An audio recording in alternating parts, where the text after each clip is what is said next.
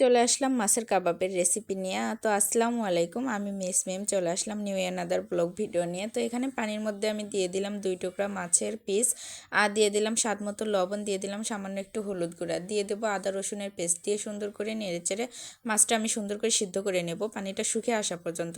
দেখতে পাচ্ছেন আমার পানিটা কি সুন্দর শুকিয়ে এসেছে। এখন মাছটা কিন্তু অনেকটা নরম হয়ে গেছে। তারপরে আমি নেমে নিলাম, নেমে সুন্দর করে কাটা আর সাইডের যে চামড়াটা থাকে সেটা আমি ফেলে দেবো।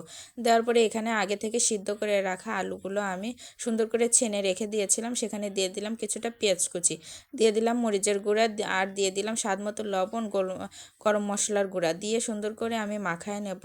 সুন্দর করে মাখানো শেষ হলে এর মধ্যে আমি কিছুটা ডিম অ্যাড করে দেবো। একটা ডিম আমার পুরোটা লাগে নাই, আপনারা আগে ডিমটা পরিমাপ মতো দিয়ে দিবেন যাতে নরম না হয়ে যায়। তো আমার যতটুকু লাগবে আমি ততটুকুই দিয়ে দিলাম। দেখতে পাচ্ছেন কি সুন্দর হয়েছে।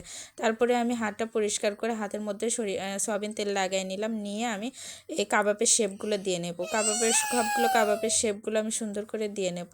নেওয়ার পরে আমার কাবাবের শেপগুলো এইভাবে দেব যাতে সাইডে ফাটে না যায়। এরকম করে আপনারা শেপ দেওয়ার চেষ্টা করবেন গোল গোল করে, তাহলে কিন্তু কাবাবটা দেখতে অনেক সুন্দর হয়। কাবাবের শেপগুলো দেওয়া হয়ে গেলে এখানে আমি প্যান বসিয়ে দেব। প্যানের মধ্যে দিয়ে দেব সয়াবিন তেলটা গরম হয়ে আসা পর্যন্ত আমি অপেক্ষা করব। গরম হয়ে আসলে আমি কাবাবগুলো দিয়ে দেবো। দেখতেই পাচ্ছেন কাবাবগুলো দিয়ে দিয়েছি। আপনাদের বাচ্চারা যদি মাছ খেতে না চায় তো এইভাবে কাবাব বানিয়ে দেবেন, দেখবেন চেটেপুটে খাবে কত সুন্দর করে।